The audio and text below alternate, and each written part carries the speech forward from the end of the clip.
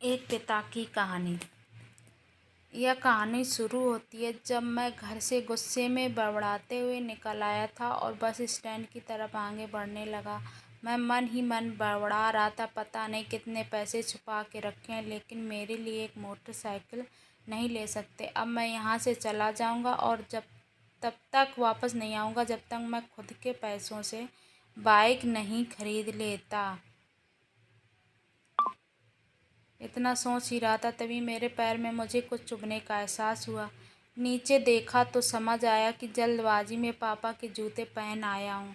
उन जूतों में कील उभरी हुई थी जो मेरे पैर में बार बार घाव किए जा रही थी, लेकिन उस समय गुस्सा अधिक था तो मैं बड़बड़ाते हुए आगे बढ़ गया। एकाएक मुझे याद आया कि मैं पापा का पर्स भी साथ ले आया हूँ।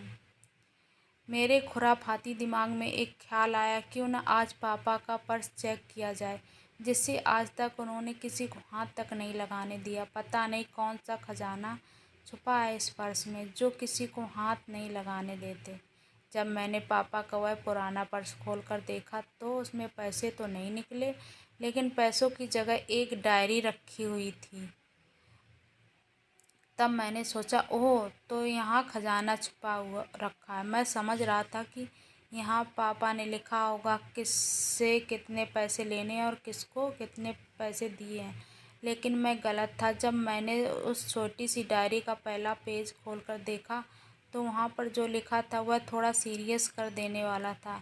डायरी में जो लिखा था उसे पढ़ने के बाद मेरे चेहरे पर जो एक्सप्रेशन थे वह गायब हो चुके थे, क्योंकि डायरी में वैसा कुछ नहीं था जैसा मैं सोच रहा था। वहाँ पर उन पैसों का हिसाब लिखा हुआ था जो अलग अलग कामों के लिए अलग अलग लोगों से उधार लिए गए थे। उस लिस्ट में कंप्यूटर के नाम पर भी पैसे लिए गए थे। कुछ यूँ लिखा था, 50,000 बेटे कंप्यूटर के लिए। यह वही कंप्यूटर था जिसे मैं आज तक यूज़ कर रहा था, लेकिन मुझे यह पता नहीं था कि उस कंप्यूटर को खरीदने के लिए पैसे कहाँ से आए थे, लेकिन आज पता चल रहा था। मुझे आज भी याद है जब मैंने पहली बार कैमरे के लिए जिद की थी, जो मेरे पापा ने मुझे 2 हफ्ते बाद मेरे बर्थडे पर लाकर दिया था, जिसे देखकर मैं बहुत खुश हुआ था। और मुझे खुश देखकर मुझसे कई ज़्यादा अगर कोई खुश था तो वह थे पापा। अब मेरे चेहरे पर से गुस्सा एकदम गायब हो चुका था। जब मैंने आगे का पन्ना पलटा तो वहाँ कुछ इच्छाएं लिखी हुई थी। पहली जो विश थी उसमें लिखा हुआ था, अच्छे जूते पहनना।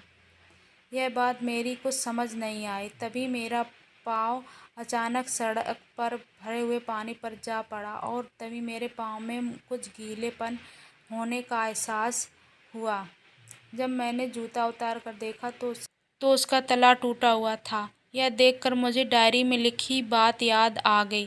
तभी मुझे माँ पापा की कई बातें भी याद आ रही थी। कैसे माँ जब कहा करती थी पापा से, अब तो जूते पुराने हो गए हैं, दूसरे ले लीजिए, तो पापा अक्सर कहकर टाल दिया करते, जूते अभी और चलेंगे, अभी कुछ दिन पहले ही तो लिए थे। मुझे आज भी याद आ रहा है कि कितने दिन और चलेंगे। साथ ही साथ यह भी समझ आ रहा था कि पापा पर्स को क्यों छुपा कर रखते थे। तभी उस डायरी को पढ़ते हुए बस स्टैंड पर पड़ी बेंच पर आकर बैठ गया।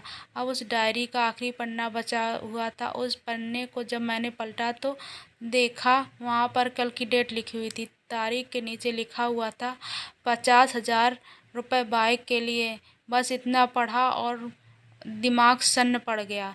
अब मेरे मन में कोई शिकवा गिला नहीं बचा था, बस मेरी आंखों में आंसू निकले जा रहे थे। मुझे आज तक नहीं पता तब मैं क्यों रोए जा रहा था। अब मैं जल्दी से घर की तरफ भागा, लेकिन जूतों की वकील पाँव में अब तक घाव बनाने में क्या कामयाब हो चुकी थी। मैंने जूतों को रास्ते में निकाल कर फेंक दिया। लड़खड़ाते हुए घर जा पहुंचा, लेकिन पापा घर पर नहीं थे। मैं समझ गया वह कहाँ थे।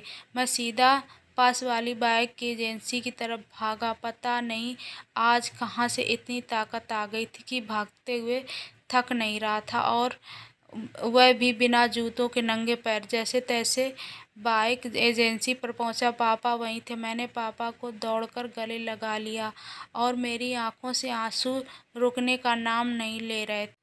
पापा समझ नहीं पा रहे थे कि आखिर हो क्या रहा है, मैं क्यों रो रहा हूँ। मैंने पापा से कहा, पापा मुझे मोटरसाइकिल नहीं चाहिए, आप अपने लिए जूते ले लीजिए।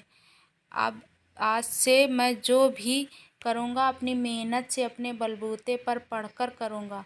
दोस्तों, बस इतनी सी थी ये कहानी। सच ही कहते हैं, माता पिता से ज़्यादा हमसे कोई प्यार नहीं कर सकता, इसलिए माता पिता से हमेशा प्यार करो। Thank you for watching. अगर आपको मेरी ये कहानी पसंद आई हो और आगे भी ऐसी कहानियाँ देखना चाहे तो चैनल को सब्सक्राइब करें।